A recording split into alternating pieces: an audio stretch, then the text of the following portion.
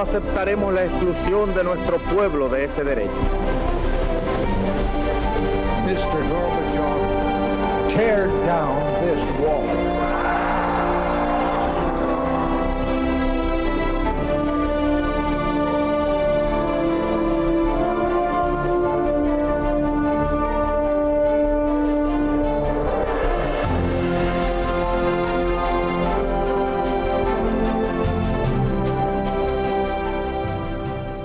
Buenas noches, señoras, caballeros. Cuando uno cuenta la historia del mundo moderno, tiene cierta tendencia, por quienes han dominado la escritura de la historia, a pensar que estamos viviendo, ¿cómo decir?, la crónica épica del pueblo que se levanta contra la tiranía y gana. Bien, eso es verdad, pero no siempre el pueblo está donde uno cree. Y un ejemplo fantástico y trágico fue la Revolución Francesa y en concreto la insurrección popular contra la Revolución Francesa. Fue la guerra de los campesinos y pequeños nobles católicos, tradicionales, monárquicos en la región de la Vendée. Es muy importante porque fue el primer genocidio propiamente dicho y fue el primer genocidio que se hizo en nombre de la libertad, la igualdad y la fraternidad. Genocidio, sí, fue de esta manera.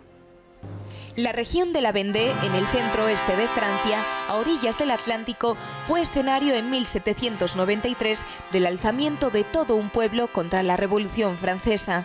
El régimen de terror impuesto por los jacobinos quiso efectuar una leva de soldados al tiempo que intensificaba su persecución religiosa contra los sacerdotes fieles. Los vandeanos se alzaron como un solo hombre y un ejército de campesinos, liderado por sus señores, se unió bajo el grito "por Dios y por el rey" contra el totalitarismo jacobino. Fue una guerra del mundo tradicional, el de los campesinos y la pequeña nobleza agraria, contra el mundo moderno, el mundo de la burguesía revolucionaria.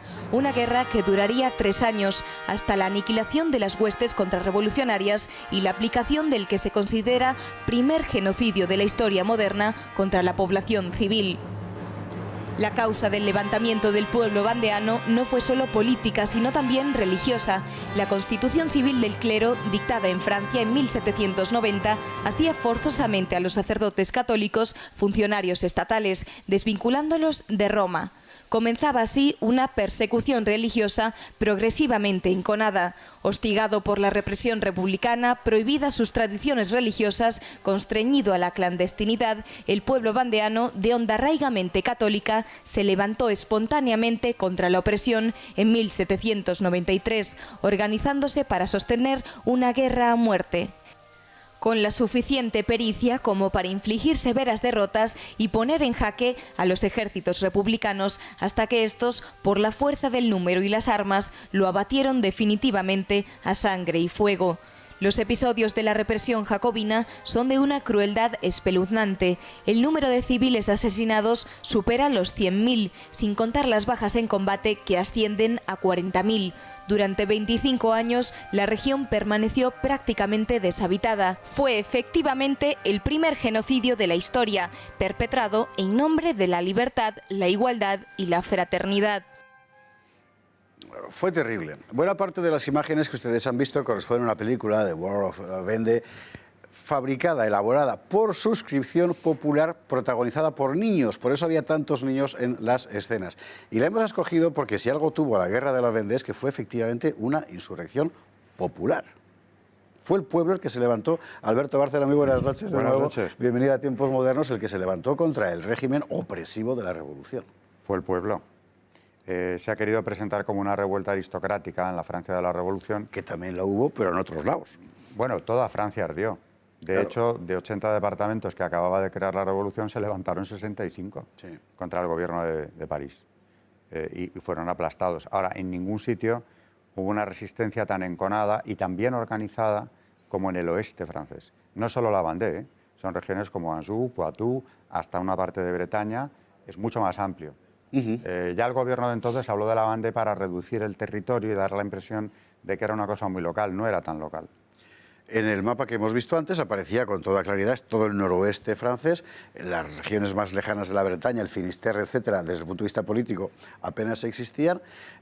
Lo interesante es que en un territorio que geográficamente, orográficamente no se presta mucho a ello, porque no es como España, donde tienes un lugar apto para el maquis en cualquier parte, allí no, aquello es muy llano. Sin embargo, aparecen milicias populares generalmente sin armas por todas partes y obtienen las armas con soldados republicanos que desertan, que es interesante, y luego en sus victorias, que son victorias a machetazos. Y fabricando armas pues con las hoces, dándoles la vuelta, atadas a un palo, vamos, todo muy rudimentario, con lo que tenían a mano, ¿no? Y son ellos quienes van a las casas de los nobles a pedirles que se pongan al mando de la rebelión y consiguen tener un ejército que puso en jaque al republicano en más de una ocasión. Quizás hay que subrayar las razones del levantamiento, Sí, claro. es decir, lo tiránico del régimen revolucionario. Al principio no había habido problema con la revolución. Ellos mismos en la Vendée pensaban que podían venir cambios positivos. El problema empieza sobre todo con la cuestión religiosa. Cuando empiezan a llevarse a los curas que llamaban refractarios, sí, porque no habían querido jurar esa constitución civil que los convertía en funcionarios, es decir, no habían querido desvincularse de Roma, sino todo lo contrario, siguiendo además el dictamen del Papa, y les empiezan a traer curas juramentados a los que no aceptan. Y ahí empieza ya la rebelión popular, el grito de la bandera, devolvednos a nuestros buenos curas. Y claro, de eso nada, cada vez llegaban más de los otros, que no iban a misa de esos nadie, y se ve muy bien, por toda la documentación, que es una revuelta sobre todo religiosa. Y ese es el nervio central del libro de Alberto Bárcena sobre la guerra de la Vendée, que es precisamente, se subtitula precisamente Una cruzada en la revolución.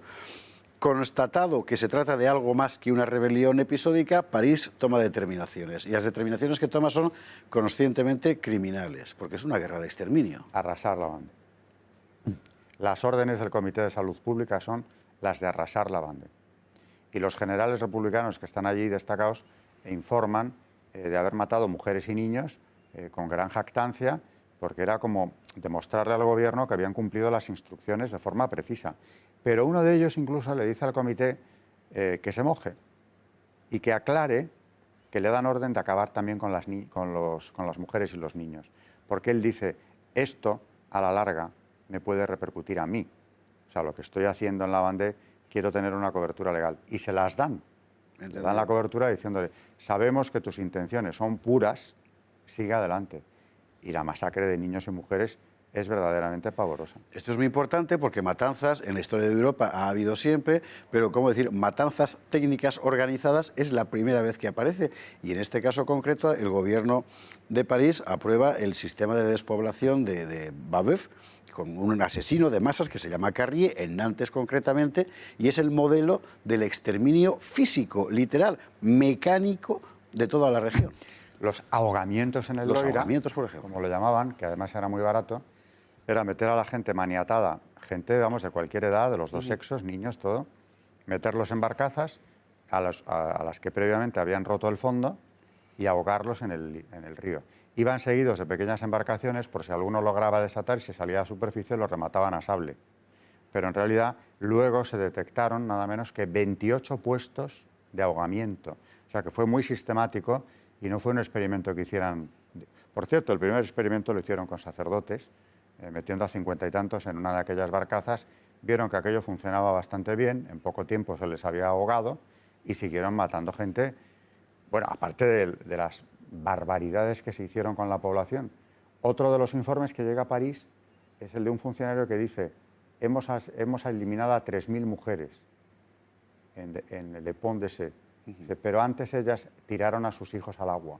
Y eso impresiona porque dices, ¿qué futuro esperarían esas madres para sus hijos cuando antes de que se los quitaran hicieron esto? Claro, luego más adelante ves que en algunas localidades uno de los generales de la revolución las asaba en hornos de pan con los niños.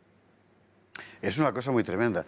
Aparecen los usos negros, aparecen las llamadas bodas revolucionarias que consistía en atar hombre y mujer y sumergirlos en el agua, boda porque eran de distinto sexo ambos, y al final lo que aparece, aparte de una mecánica criminal realmente asombrosa, es la voluntad, insisto, técnica de despoblar un lugar, de que no quede nadie. Ni nada. Ni nada, efectivamente, y lo consiguen. Llegaban con combustibles, porque las órdenes de París eran quemar todo lo que fuera susceptible de arder. Casas, bosques, prados, hasta la retama, porque especifican todo lo que puede arder, hay que quemarlo. Así quedó la zona, claro. Es asombroso porque este episodio, objetivamente, cuantitativamente y cualitativamente, es mucho más grave que el terror de París, por ejemplo. Sin embargo, es un tema que se pasa siempre, en fin, muy por encima, hace falta mucho valor para tocarlo. Incluso Gassot, que es un historiador, en fin, lo toca así de aquella manera. Hay mucho miedo a contarlo. Todo cambia cuando un libro que a mí me ha sido fundamental, y es la base del mío, una tesis doctoral de Reynal Césaire, Sí, claro. que es el que sacó adelante. Es el clásico, efectivamente. La Vendée vengada, dice que la Vendée fue primero masacrada y luego olvidada a propósito, ¿no? Y los datos que publica Césaire en esa tesis son tan tremendos que ya cuando iba a publicar la tesis, que fue en el 85, o sea, en vísperas del segundo centenario, le amenazan, le adulan, intentan por todos los medios que ese libro no salga, y uno de los que estaba en su tribunal, el historiador Sony, Sí, que es su principal valedor, efectivamente. le dice que sepas que si esto sale, te encontrarás con verdaderos orfebres en la materia para que tú no hagas una carrera académica, cosa que ocurrió. Pero ahí está el libro y es documentación, fuentes primarias. Lo que él utiliza son las fuentes de la Vendée. Sony, por cierto, que es uno de los fundamentales develadores de la leyenda negra española, es un historiador de primer nivel. Bregeon saca inmediatamente después Carrier y el terror nantés, lo cuenta todo, se contó y por así decir es como si se hubiera contado y se acabó. Y ya no vuelve otra vez el asunto, no vaya a ser que... Los propios franceses lo conocen muy mal, el episodio de la Vendée. Y eso lo sé de primera mano porque me lo han contado, bueno, parientes y amigos franceses. Tienen una idea muy nebulosa de lo que... Hombre, que hubo una revuelta, una pequeña guerra civil, pero el genocidio no lo conocen. Qué cosa más interesante.